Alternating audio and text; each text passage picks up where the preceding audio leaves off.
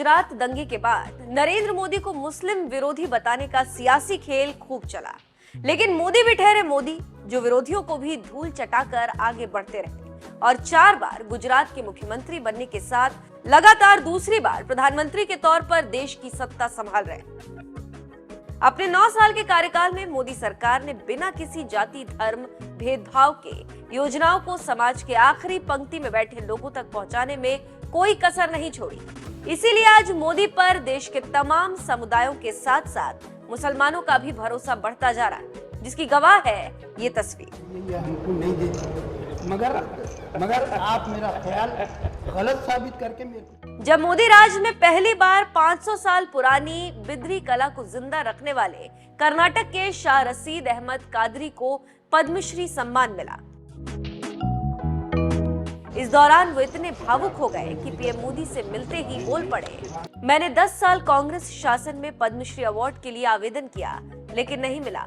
फिर भाजपा की सरकार आई तो लगा अब नहीं मिलेगा क्योंकि बीजेपी मुस्लिम विरोधी है। लेकिन मोदी जी, आपने मुझे ये पुरस्कार देकर सबको गलत साबित कर दिया। मैं बीदर कर्नाटक से कांग्रेस पीरियड में 5 साल तक अप्लाई करा, नहीं हुआ। उसके बाद मैं खामोश बैठ गया कि बीजेपी गवर्नमेंट है ये हमको नहीं देती, मगर आप मेरा ख्याल गलत साबित करके मेरे को सुनिए, उसके लिए बहुत बहुत धन्यवाद। शाह रशीद अहमद कादरी की जुबान से निकला ये शब्द बता रहा है कि मोदी सरकार पर मुसलमानों का भरोसा किस कदर बढ़ता जा रहा है। यही वजह है कि योगी के उत्तर प्रदेश में भी बीजेपी से जुड़ने वाले मुसलमानों की संख्या बढ़ती ही जा रही, जिनमें से एक नाम है शाहिद अली का, जो पिछले कई सालों से पश्चिमी यूपी में बीजेपी के लिए काम कर रहे हैं। पार्टी की ओर से अल्पसंख्यक मोर्चा नरौरा मंडल के अध्यक्ष के तौर पर मिली जिम्मेदारी को निभा रहे शाहिद अली सोशल मीडिया से लेकर जमीन तक बीजेपी के चुनाव प्रचार में लगे रहते हैं। सीएम योगी के साथ साथ पीएम मोदी के बड़े समर्थक माने जाने वाले शाहिद अली ने कुछ ही दिनों पहले पीएम मोदी की एक फोटो पोस्ट करते हुए उन्हें हिंदुस्तान का शेर बताया था और लिखा था, शेरे हिंदुस्तान। भारतीय एकता अखंडता को दर्शाया पीएम नरेंद्र मोदी ने। तस्वीरें बोलती। जबकि एक और ट्वीट में बीजेपी नेता शाहिद अली ने लिखा, मुझे मेरे प्रधानमंत्री यशस्वी नरेंद्र मोदी जी पर गर्व है। गर्व भी क्यों ना, विश्व पटल पर भारत मां का परचम लहराने का कार्य किया, भारतीयों को संस्कृतियों की पहचान कराई, देश का मान बढ़ाया। मेरा प्रधानमंत्री मेरा स्वाभिमान है। ये तो महज एक उदाहरण। शाहिद अली जैसे कई नेता हैं जो बीजेपी के साथ जुड़ते जा रहे हैं। मुसलमानों का बीजेपी से ये जुड़ाव बता रहा है कि विरोधी भले ही बीजेपी को मुस्लिम विरोधी बताते रहे, मगर बीजेपी इन आरोपों से बेखबर होकर पसमानदा यानी पिछड़े मुसलमानों को जोड़ने की मुहिम में जोर शोर से लगी और वो अपने इस मिशन में काफी हद तक सफल होती भी दिख रही है। इतना ही नहीं, बीजेपी ने पसमानदा मुसलमानों को साधने के लिए इसी महीने 6 से 14 अप्रैल तक समरसता सप्ताह भी चलाया था, जिसके तहत पार्टी ने अल्पसंख्यक और पसमानदा मोर्चा को मैदान में उतारकर उन्हें लक्ष्य दिया था कि वो पिछड़े मुसलमानों के बीच जाएं और उन्हें मोदी योगी सरकार की कल्याणकारी योजनाओं के बारे में बताएं। साथ ही मुसलमानों को ये संदेश देने को भी कहा गया था कि मोदी और योगी मुस्लिम विरोधी नहीं, सबका साथ सबका विकास के रास्ते पर आपको साथ लेकर चलने में विश्वास रखते हैं। निकाय चुनाव में मुसलमानों पर जताया भरोसा। मुस्लिम समाज बीजेपी के करीब आ रहा है तो बीजेपी भी बदले में उन्हें नेतृत्व देने की तैयारी शुरू कर दी है और इसकी बड़ी शुरुआत जल्द होने वाले निकाय चुनाव में कर दी गई। इस चुनाव में बीजेपी ने 395 मुस्लिमों को टिकट देकर मैदान में उतार दिया। खास बात तो यह है कि पहली बार किसी नगरीय चुनाव में ऐसा हुआ है जब बीजेपी ने 350 से ज्यादा मुस्लिम उम्मीदवार चुनाव मैदान में उतारे। पीएम मोदी के संसदीय क्षेत्र वाराणसी नगर निगम में बीजेपी ने 4 वार्ड में मुस्लिम उम्मीदवारों को पार्षद का टिकट दिया, तो वहीं मुख्यमंत्री योगी आदित्यनाथ के क्षेत्र गोरखपुर में भी पार्षद का टिकट मुस्लिम समाज के लोगों को दिया गया।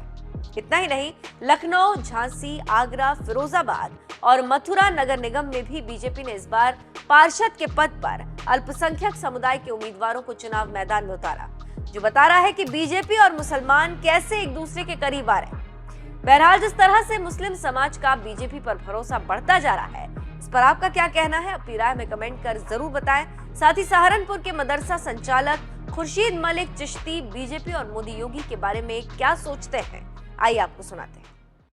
2017 में योगी आदित्यनाथ की सरकार आती है, 22 में रिपीट होती है और अब 24 लोकसभा चुनाव की तैयारियां हैं फिर से मोदी को लाने के लिए। कितना काम से खुश हैं आप योगी आदित्यनाथ के उत्तर प्रदेश में?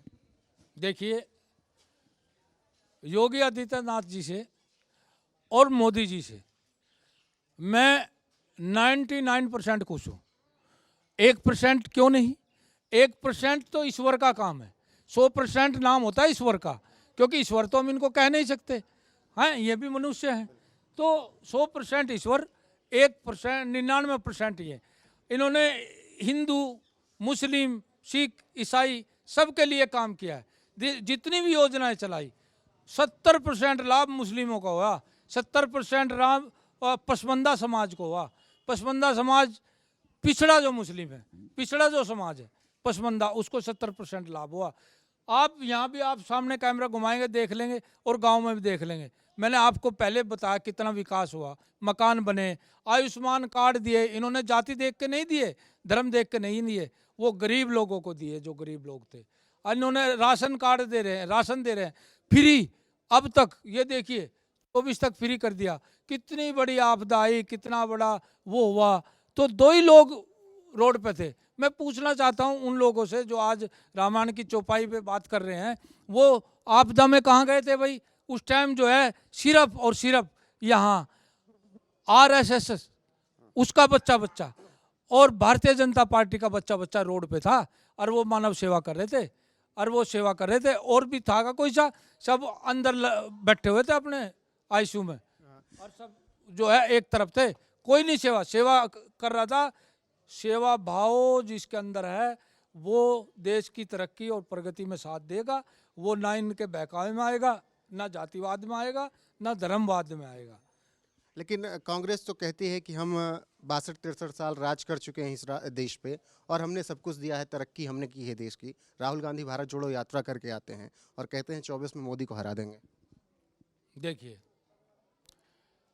भारत जोड़ो यात्रा अगर देश के लिए है, देश को जोड़ने के लिए है, तो मैं राहुल गांधी से पूछना चाहता हूं, देश टूटा ही कब था? देश तो पहले से भी जुड़ा हुआ है और अब भी जुड़ा हुआ है और आगे भी जुड़ा रहेगा, क्योंकि हिंदू, मुस्लिम, सिख, ईसाई सब देश में बड़े प्यार से रहते हैं और बड़े प्यार से पहले भी रहते थे और अब भी रहते हैं। अब एक बात बताइए, हमारे मोदी जी जो है बात करते हैं वो 140 करोड़ की बात करते हैं, तो देश टूटा कहाँ भाई? हमारे मोदी जी जो प्रधानमंत्री जी हैं आदरणीय हैं, वो जो है 140 करोड़ की बात करते हैं, तो देश कहाँ टूटा हुआ है? हमारा देश तो हमारा जुड़ा हुआ है।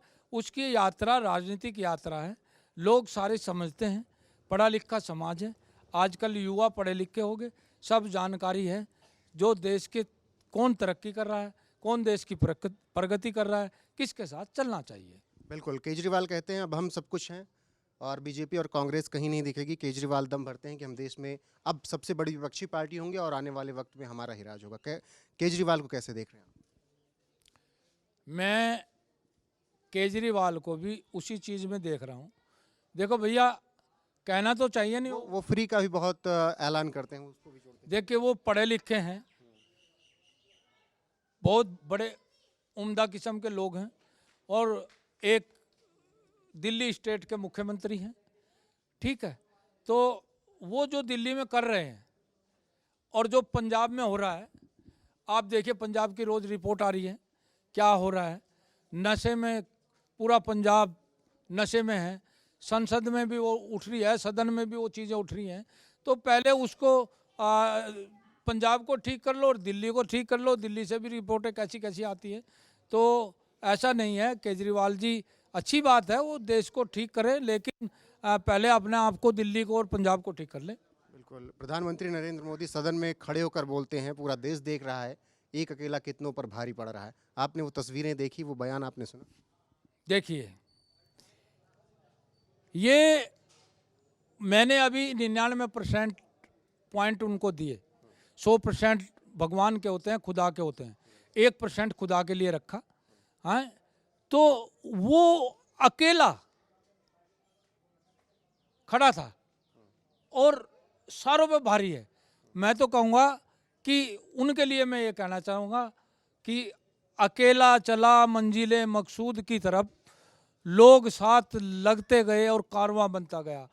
आदरणीय प्रधानमंत्री जी, आज देश तुम्हारे साथ है, आज हिंदू मुस्लिम सब तुम्हारे साथ है, तुम अकेले नहीं हो, हिंदू मुस्लिम सब तुम्हारे साथ है। और मैं गर्व से कहता हूं, मैं तो उनके साथ हूं। और सीएम योगी के लिए कुछ अलग से कुछ कहना हो कि किस तरीके से उनका व्यक्तित्व है, जिस तरीके से उत्तर प्रदेश की सेवा कर रहे हैं, अगर उनको अलग से डिफाइन करना हो मोदी को छोड़ के? देखिए, हमारे योगी जी जो हैं वो तो साधु हैं। हमारे योगी जी को कुछ नहीं चाहिए। हमारे योगी जी को तो वो पहले भी अपनी पूजा पद्धति करते थे, संत हैं, और वो आज भी अपनी पूजा पद्धति करते हैं, वो तो संत हैं। चाहिए तो उन लोगों को जिन लोगों का भ्रष्टाचार उन्होंने बंद कर दिया, मोदी जी ने, योगी जी ने जिनका भ्रष्टाचार बंद कर दिया, उनको चाहिए। उत्तर प्रदेश में गुंडागर्दी होती थी, तराई तराई होती थी, हाँ, धी बेटियां सुरक्षित नहीं थी, बहुत परेशानी होती थी। अब ये बताइए, 17 से लेकर अब तक कोई उत्तर प्रदेश में हिंदू मुस्लिम